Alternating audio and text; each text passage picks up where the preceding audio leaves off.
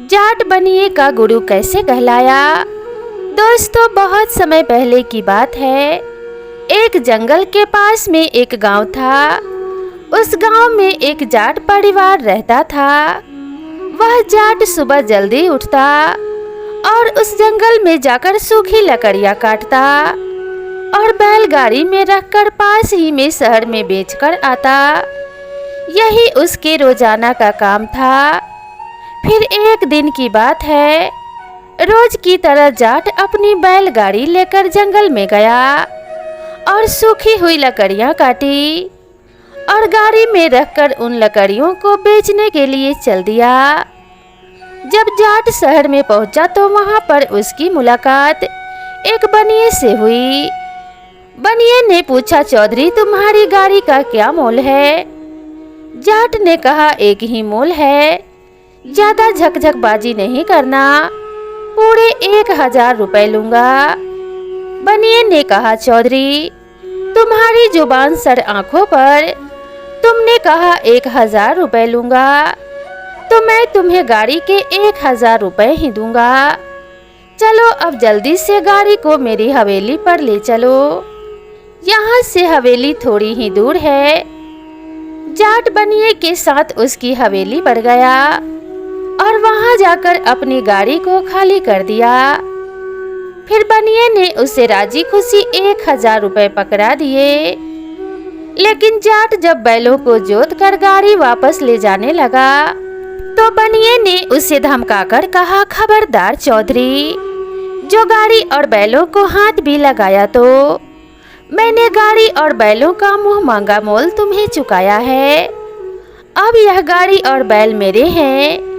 यह बता, मैंने लकड़ियों का मोल भाव कब किया था। मैंने तो यह कहा था कि चौधरी गाड़ी का क्या मोल है, तो तुमने मुझसे बिना झकझक किए 1000 रुपए मांगे थे, तो मैंने भी तुम्हें राजी खुशी बिना झकझक किए 1000 रुपए पकड़ा दिए। गाड़ी खरीदते समय बैल भी तो जुते हुए थे, बाल सफेद हो गए हैं, पर छोटी सी बात तुम्हारे समझ में नहीं आई। इतना कहकर बनिया चुप हुआ। जाट हक्का बक्का होता हुआ और अटकता हुआ कहने लगा, बैल तो जुते हुए थे सेठ जी, परंतु मैंने तो लकड़ियों का मोल किया था। बैल और गाड़ी कहीं 1000 रुपए में मिलते हैं क्या। बनिए ने झल्लाकर कहा, परंतु मैंने तो पूरी गाड़ी का मोल पूछा था और मैंने तुम्हें गाड़ी के ही दाम दिए हैं।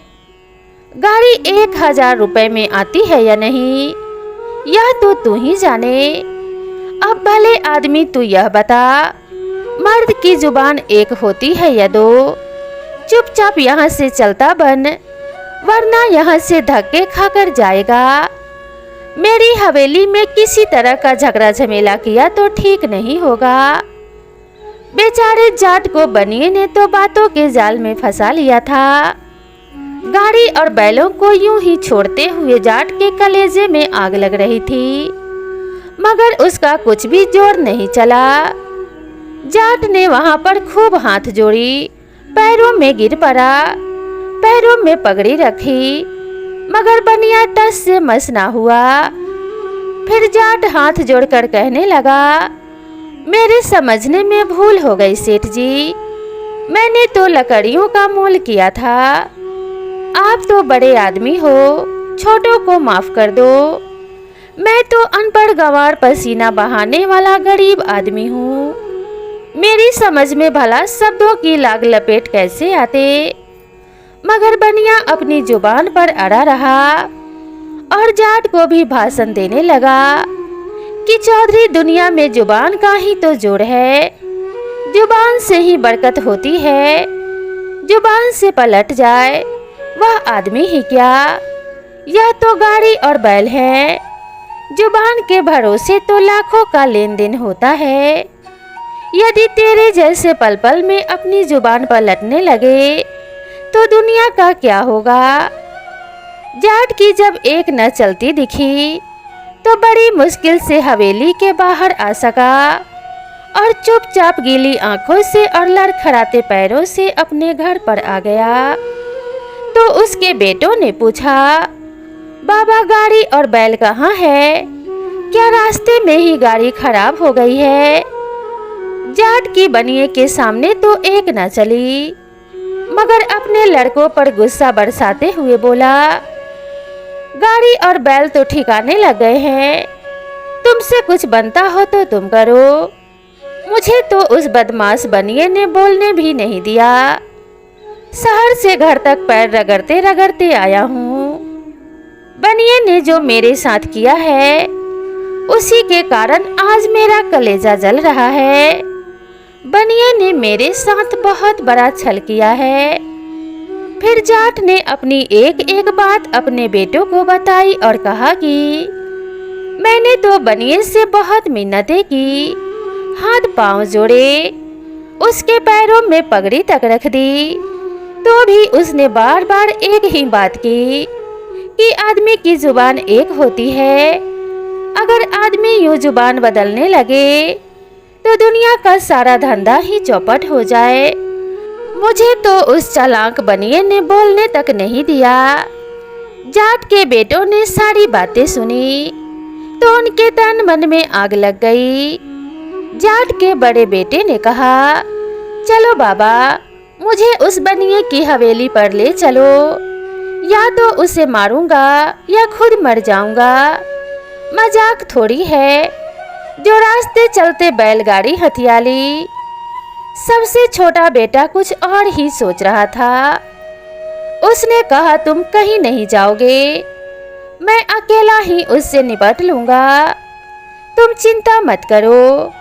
कल मुझे एक बैलगाड़ी में लकड़ियां ले जाने दो। बनिए की जुबान से ही उसे बांधकर नहीं लाया तो तुम कहना, बनिए का ही कांटा और बनिए की ही बाट। इस भाव में उसकी कड़की उतारूंगा। उसकी यह मजाल कि उसने हमारे बाबा को धक्के मारने की बात कही।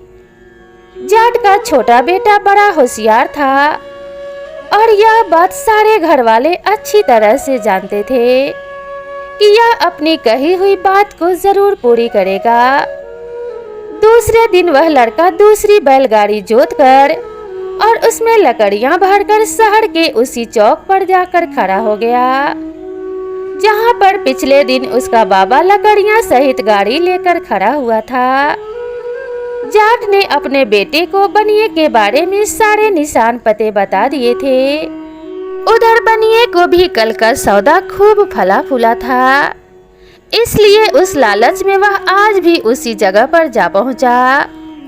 लकड़ियों की भरी बैलगाड़ी दिखाई दी तो वह बनिया मन में फूला नहीं समाया। जाट के लड़के के पास आया और पूछा, भाई तू किस जात का है? बनिए की हुलिये देखते ही जाट का लड़का तुरंत पहचान गया कि यह वही तिकरमबाज सेठ है।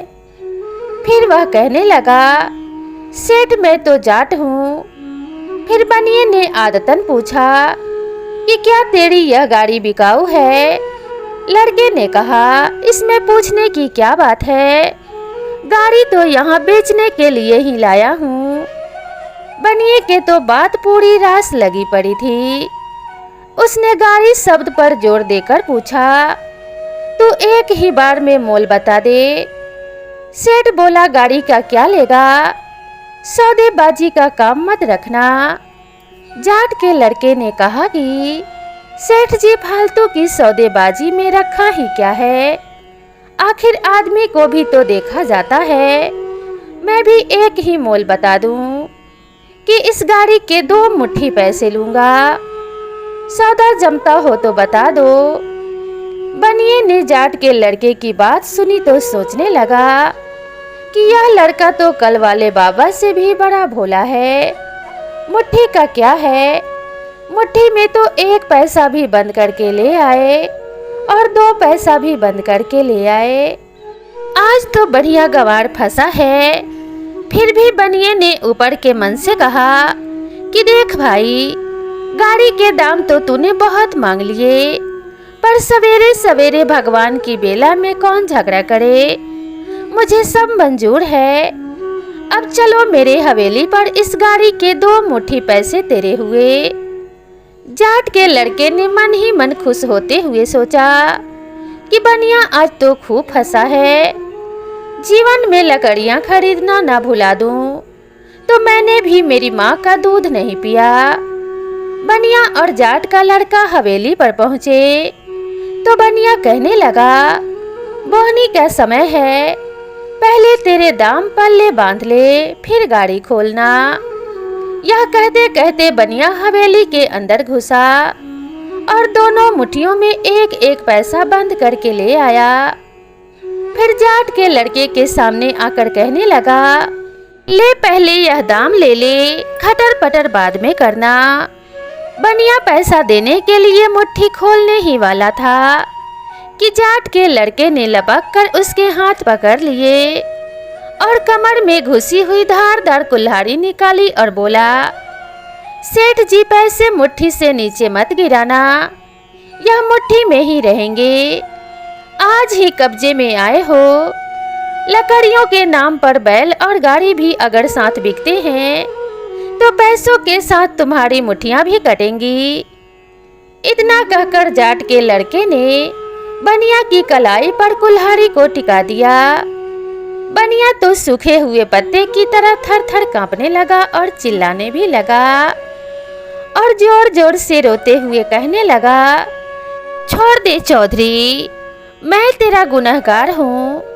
कल वाली बैलगाड़ी भी अपने साथ ले जाना, मुझे क्या काम है बैलगाड़ी से, मैंने तो छोटा सा मजाक किया था।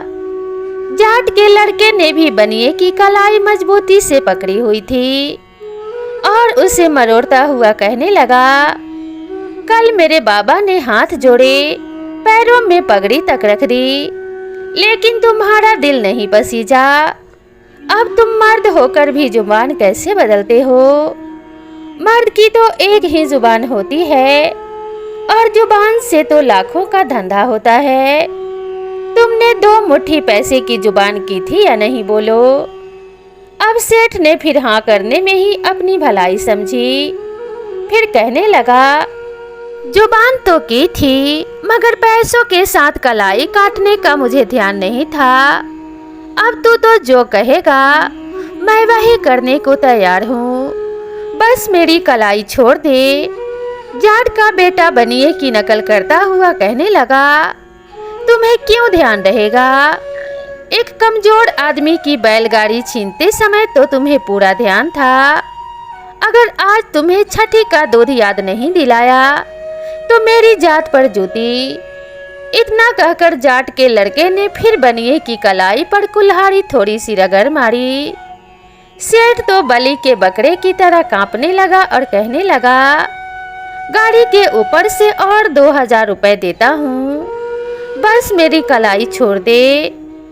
बनिए की ऐसी हालत देखकर जाट का लड़का अंदर ही अंदर बड़ा खुश हुआ। फिर जाट का लड़का मस्करी करता हुआ कहने लगा, किस ताकत के जोर पर बेचारे भोले भाले गांव वालों से दगा करते हो? चलो अब मेरे पैरों में पगड़ी रखकर 7 बार नाक रगड़ो। बनिए ने सोचा, अगर हाथ सलामत बच जाए तो पैरों में पगड़ी रखने से क्या बिगड़ेगा। बनिए ने झट पगड़ी जाट के लड़के के पैरों में रख दी और लगा नाक रगड़ने। फिर जाट का लड़का कहने लगा, अब चुपचाप 2000 रुपए लाकर दो और कल वाली बैलगाड़ी भी मेरे हवाले कर दो, और अगर थोड़ी सी भी चालाकी की तो भीख मांगने के लायक भी नहीं छोड़ूंगा। बनिए के तो मुंह जैसे गुड़ की डली रख दी हो। वह कुछ नहीं बोला, चुपचाप बैलगाड़ी और 2000 रुपए गिनकर खुद ही जाट के लड़के के जेब में डाल दिया।